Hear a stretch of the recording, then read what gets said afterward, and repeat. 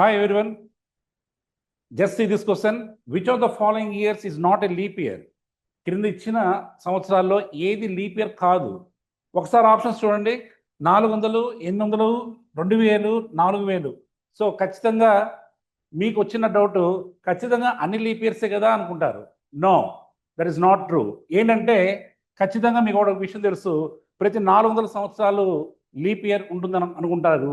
కాబట్టి 400 సంవత్సరం లీప్ ఇయరే, బట్ 800 సంవత్సరం లీప్ ఇయరే, కానీ 2000 సంవత్సరం కూడా లీప్ ఇయరే. అలాగని చెప్పేసి 4000 సంవత్సరం కూడా లీప్ ఇయరే అనుకుంటారు అందరూ, కానీ తప్పు. ఇది చాలామందికి తెలియదు. 4000 సంవత్సరం లీప్ ఇయర్ కాదు. తెలియకుండా మీరు కానీ చదివితే ఇలాంటి ప్రశ్నలే వస్తాయి. ఖచ్చితంగా ఎగ్జామినర్ వీటి మీదే ఉన్నాడు. ఓకే, మరి 4000 సంవత్సరం ఎందుకు లీప్ ఇయర్ కాదు అని అంటే దానికి మ్యాథమెటికల్ క్యాలిక్యులేషన్స్ చాలా ఉంటాయి. నేను ఒకటి చెప్తాను. మీరు సోలార్ ఇయర్ అనేది ఒకటి ఉంటుంది, ఇంకోటి సివిల్ ఇయర్ అనేది ఉంటుంది. సివిల్ ఇయర్, రైట్, పౌర సంవత్సరము, రైట్, సౌర సంవత్సరము. Solar year, this one that is civil year. ఈ రెండింటి తేడా వల్ల లీప్ ఇయర్స్ కొన్ని తీసేయడం జరిగింది.